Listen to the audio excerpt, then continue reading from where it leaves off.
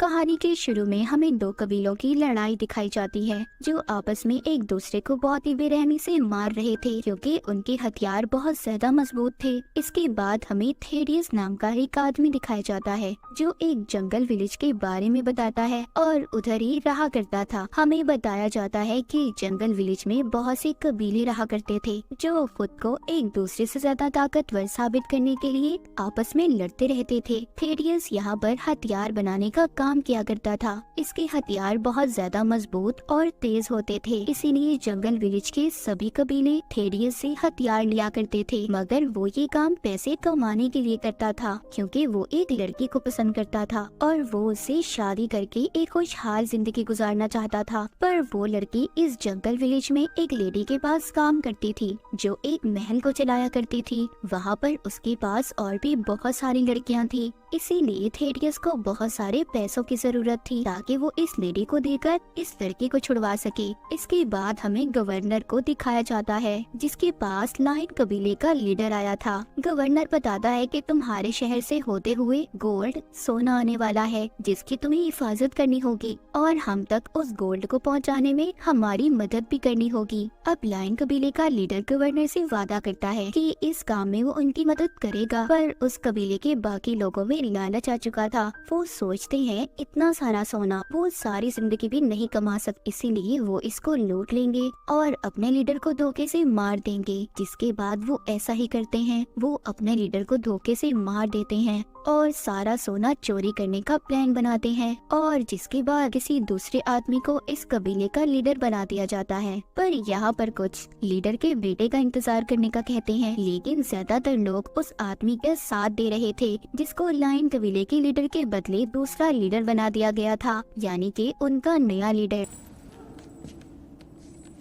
उधर लाइन कबीले के लीडर का बेटा एक लड़की से शादी करने की तैयारी में था। तभी कुछ लोग आकर उसको बताते हैं कि तुम्हारे डैड को किसी दूसरे कबीले के आदमी ने मार दिया है और खुद उनके बदले लीडर बन चुका है। जब लीडर के बेटे को ये बात पता चलती है तो वो भी अब जंगल विलेज जाने के लिए तैयार था क्योंकि वो अपने डैड की मौत का बदला लेना चाहता था।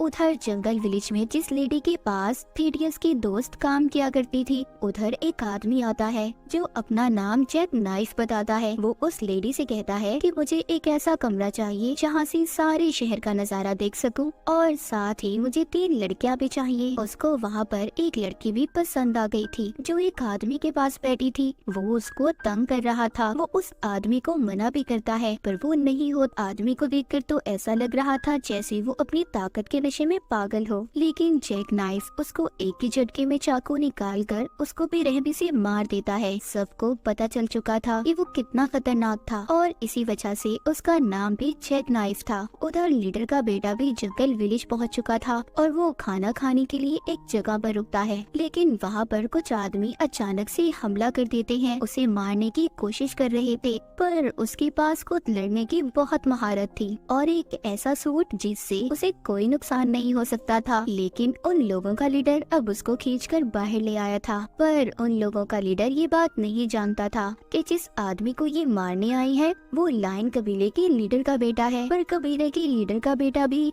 उन्हें बुरी तरह से बेरहमी से मार देता है। जिसके बाद हम उस आदमी को देखते हैं जिसने लाइन कबीले के लीडर को मारा था। वो आदमी यहाँ पर नए लीडर को बता रहा था कि जंगल विलेज में जल्दी गवर्नर के लोग सोना लाने वाले हैं, पर मैंने सुना है उसकी हिफाजत के लिए अब गवर्नर ने किसी और आदमी को चुना है। मैं नहीं जानता कि वो कितना खतरनाक है, पर हाँ हमें पता करना होगा कि वो आदमी कौन है क्योंकि वो हमारे लिए बहुत बड़ी मुसीबत खड़ी कर सकता है।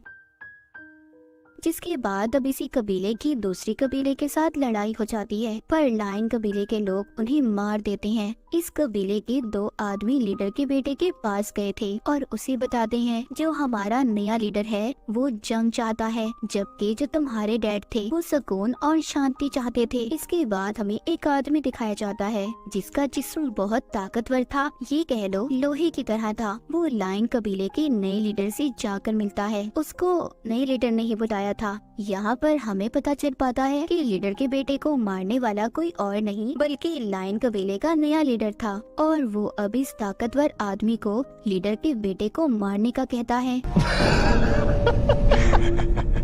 थेडियस उस लड़की से कहता है जिसको ये पसंद करता था कि हम बहुत जल्दी यहाँ से चले जाएंगे क्योंकि जंगल विलेज बहुत जल्द कब्रिस्तान बनने वाला है। सब एक दूसरे के दुश्मन बन चुके हैं। उधर लीडर का बेटा एक आदमी को कागज पर लिखकर कुछ देता है और कहता है जाओ ये यहाँ के कबीले के नए लीडर को देकर आओ। थोड़ी देर बाद उसके पास कुछ बच्चे आते हैं जो उसको बाहर जाने का कह रहे थे क्योंकि उधर वही ताकतवर आदमी आ चुका था जिसको नए लीडर ने पुराने लीडर के बेटे को मारने का कहा था। जब ये बाहर आकर देखते हैं तो उधर वो ताकतवर आदमी इन बच्चे बेरहमी से उसका गला काट देता है। ये देखकर लीडर के बेटे को बहुत गुस्सा आता है और वो उस आदमी पर हमला कर देता है, लेकिन वो इतना ज्यादा ताकतवर था कि उसके वार का उस पर कोई असर नहीं होता। एक एक करके सबको मार रहा था क्योंकि इसका जिस्म लोहे की तरह बना था। वो लीडर के बेटे को बहुत मारता है। उसको जब जान से मारने वाला था तभी इसके डैड का एक वफादार आदमी इसको बचाकर थेडियस के पास ले आता है। उधर वो भी सोना लेकर पहुंच चुके थे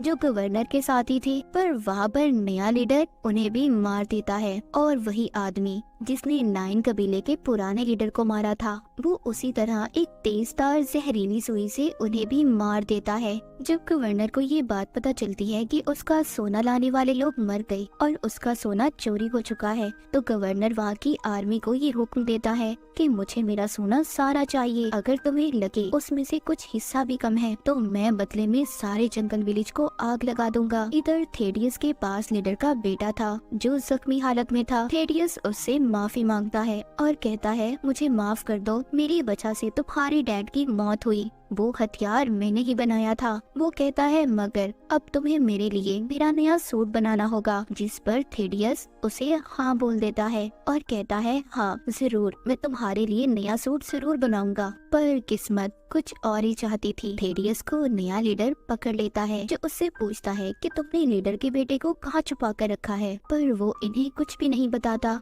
और इसी वजह से लीडर के लोग थेडियस के दोनों हाथ काट देते हैं। उधर ही बाहर खड़ा जैक नाइफ भी सब देख रहा था क्योंकि वो थेडियस का पीछा करता यहाँ तक आया था। उसको भी थेडियस के बनाए हथियार चाहिए थे। जब ये लोग उसे मारकर चले जाते हैं तो जैक नाइफ उसे उठाकर अपने साथ ले आया था। जब थेडियस को होश आता है तो वो उससे पूछता है कि यहाँ पर सिर्फ तुम ही एक इंसान हो जो हथियार बनाते हो। वो कहता है हाँ। तभी यहाँ पर हमें पता चलता है कि वो जिस आदमी ने लायन कबीले के लीडर को मारा था उसकी जैक नाइफ के साथ पुरानी दुश्मनी थी और उसके चेहरे पर दिए गए निशान भी उसी के थे। यहाँ पर थेडियस जैक नाइफ को अपनी कहानी सुनाता है। वो बताता है मैं ब्लैक था, मतलब हबशी था, इसी वजह से मैं एक गुलाम था। मेरी माँ ने मुझे आजाद तो करवा दिया था पर कुछ गोरे अंग्रेज ऐसे थे जो नहीं चाहते थे कि थेडियस आजाद हो। इसी वजह से मैंने वहाँ पर उनके एक आदमी को मार दिया। उस वक्त जब एक गुलाम अगर किसी अपने मालिक को मार देता था तो उसकी सजा बहुत ही खतरनाक भयानक होती थी और इसी डर की वजह से मेरी माँ ने मुझे वहाँ से भगा दिया। इसके बाद मैं मंदिर में रहने वाले मॉन्क मास्टर को मिला और उनके पास रहकर मैंने उनसे बहुत कुछ सीखा, जिनसे मैंने ताकतवर हथियार बनाना सीखे। उनसे सीखकर मैंने एक ताकतवर हथियार बनाया जो दोनों हाथों पर पहनकर मैं लड़ सकता था। ये बताने के बाद कहानी दोबारा से जैक नाइफ पर आती है जिसके बारे में हमें पता चलता है जैक नाइफ वो आदमी था जिसके बारे में गवर्नर ने बताया था। मतलब वो खास वफादार आदमी जैक नाइफ ही था, लायन कबीले का नया लीडर। और वो आदमी जिसने पुराने लीडर को मारा था उसी लेडी के पास जाते हैं जिसके पास थेडियस की दोस्त काम करती थी। वो उनको बताती है कि सोने के पीछे जल्दी गवर्नर तुम पर हमला कर देगा क्योंकि उसे सब कुछ पता चल चुका है, इसीलिए तुम्हें सोने को छुपा कर रखना होगा। वो उनको एक जगह भी दिखाती है जिसको छुपी हुई एक बच्ची देख रही थी। उधर जैक नाइफ अपने प्लान को लेकर बहुत फिक्रमंद था। तभी वहाँ पर वो बच्ची आती है जिसने सोना छुपाने की जगह देखी थी और इनको सब कुछ बता देती है। उधर वो लेडी जिसके पास थेडियस की दोस्त काम करती थी वो प्लान करती है कि सबको मार देगी और सारा सोना खुद रख लेगी। Sex, violence, gold. जब महल में सब लड़कियां एक एक करके सबको मार रही थी, लेकिन वो उस ताकतवर आदमी को नहीं मार पाती जिसका जिस्म लोहे की तरह था। लेकिन वो थेड्रिस के दोस्त को मार देता है। बहुत सारी लड़कियां जिन्होंने काले कपड़े पहने हुए थे उसे मारने की कोशिश करती हैं, पर नहीं मार पाती क्योंकि वो आदमी बहुत ज्यादा ताकतवर था। इधर लीडर का बेटा भी आ जाता है जिसको छोटी बच्ची लाई थी जिसने छुपा हुआ सोना देखा था। वो इसे और जैक नाइफ को वहाँ तक लेकर जाती है, पर वहाँ पर लायन कबीले का जो नया लीडर था उसके लोग उन्हें मारने की कोशिश करते हैं, पर लीडर का बेटा और जैक नाइफ उन सबको मार देता है। उधर उस लेडी की लड़ाई उसी आदमी के साथ हो रही थी जिसने लायन कबीले के पुराने लीडर को मारा था। उन दोनों की आपस में गोल्ड के पीछे बहुत ही जबरदस्त लड़ाई हो रही थी और लड़ते हुए दोनों ही एक दूसरे को मार देते हैं। जब थेडियस को अपनी दोस्त की मौत का पता चलता है जिसको वो पसंद करता था, उसको ताकतवर आदमी ने मार दिया था। थेडियस उसको चैलेंज करता है। पहले तो दोनों एक दूसरे पर हमला करते हैं, लेकिन अपने हाथों के हथियार से थेडियस उस ताकतवर आदमी को बार बार वार करके उसे मार देता है। जैक ने भी उस आदमी को मार दिया था जो उसका दुश्मन था। उधर लीडर के बेटे ने भी अपने डैड की मौत का बदला ले लिया था। नए लीडर को मारकर उसे उसी सोने में दफना दिया गया था जिसके पीछे उसने उसके डैड को मारा था। तभी उधर गवर्नर की आर्मी भी आ जाती है जो उस महल को तबाह करना चाहती थी, पर जैक नाइफ आकर कहता है कि रुके, सब रुक जाएं, सब कंट्रोल में है, गवर्नर का सोना मिल चुका है, सब कुछ ठीक हो गया था। जिसके बाद सब अपने अपने रास्ते चले जाते हैं। जो लीडर का बेटा था अब थेडियस का भाई बन चुका था। जब लीडर का बेटा वापस से जा रहा था तभी परिंदे जैसे आदमी उस लड़की को उठाकर पिंजरे में बंद करके अपने साथ ले गए थे जिससे वो शादी करना चाहता था। जब उसको ये बात पता चलती है तो वो दोबारा से थेडियस के पास जाता है और कहता है कि मुझे तुम्हारी मदद की जरूरत है। थेडियस यहाँ पर लीडर के बेटे की मदद तो करना चाहता था, पर इतने ज्यादा खून खराबे से वो परेशान हो चुका था, इसीलिए कुछ दिन के लिए वो अपने मास्टर के पास चला जाता है ताकि उसे कुछ सुकून मिल सके। पर उसे वहाँ पर जो लायन कबीले का नया लीडर था जिसको लीडर के बेटे ने मार दिया था उसका भाई मिलता है जो थेडियस को अपने भाई का कातिल समझ रहा था। वो सोचता है कि थेडियस ने ही उसके भाई को मारा होगा, इसी वजह से वो उस पर हमला कर देता है, मगर थेडियस सबको मार देता है और खुद भी बेहोश होकर नदी में गिरकर पानी में बहने लगा था। इसके बाद यहाँ पर हमें लॉर्ड पाई की कहानी सुनाई जाती है। बहुत सालों पहले वो एक मंदिर पर कब्जा करना चाहता था जहाँ पर गोल्डन नेक्टर का घर था। तो गोल्डन नेक्टर के बारे में मैं आपको बता दूं, जो एक ऐसा जादुई पानी था जिसको पीने से कोई भी इंसान ताकतवर बन सकता था और इमॉर्टल, कभी भी ना खत्म होने वाला, हमेशा जिंदा रहने वाला। इसीलिए लॉर्ड पाई इसको हासिल करना चाहता था, पर मंदिर के मास्टर ने इसे मार दिया। जिसके बाद पूरे गांव में ये खबर फैल गई कि लॉर्ड पाई की आत्मा गांव में घूमती है और जिंदा रहने के लिए लोगों की आत्माएं उनसे छीन लेती है। जिसके बाद हम एक बच्ची को देखते हैं जो मर चुकी थी, उसको भी लॉर्ड पाई की आत्मा ने मारा था। उस बच्ची के डैड अपने गांव के मेयर और मास्टर से मदद मांगते हैं और कहते हैं ऐसा कब तक होता रहेगा, कब तक हमारे गांव की बच्चियां ऐसे मरती रहेंगी, क्योंकि लॉर्ड पाई सिर्फ लड़कियों की आत्मा को चुराता था। पर इस बात से मास्टर को भी कोई फर्क नहीं पड़ रहा था क्योंकि वो यहाँ के गरीब लोगों से सिल्वर माइन कान में काम करवाता था और अगर कोई कमजोर इंसान होता तो उसे बुरी तरह से लटका कर मार दिया जाता था। जब मास्टर यहाँ का इतना बेरहम था तो इन बातों पर कैसे तवज्जो देता, लेकिन गाँव के लोग जल्द ही मास्टर से छुटकारा चाहते थे। उनका लीडर उन्हें समझाता है कि ऐसी जल्दबाजी करना बेवकूफी होगी, हमें सही वक्त का इंतजार करना होगा। इसके बाद हमें एक फाइटर क्लब दिखाया जाता है जहाँ पर कुछ लोग आकर मास्टर पर हमला कर देते हैं, पर मास्टर के लोग उन्हें बुरी तरह मारते हैं। पहले उनका सर अलग किया जाता है, फिर उनके जिस्म के छोटे छोटे टुकड़े कर दिए जाते हैं। ये सब गांव के लीडर के आदमी थे जो उसे बगैर बताए मास्टर पर हमला करने आए थे और मास्टर ने उन्हें मरवा दिया था। उधर माइन में काम करते हुए इन्हें पता चलता है कि एक और बच्ची की मौत हो गई। लॉर्ड पाई की आत्मा उसे साथ ले गई, जिस पर अब लीडर मेयर के पास जाता है और उसे बताता है कि आखिर कब तक ऐसा चलता रहेगा, कब तक हमारे गांव की लड़कियों की मौत होती रहेगी।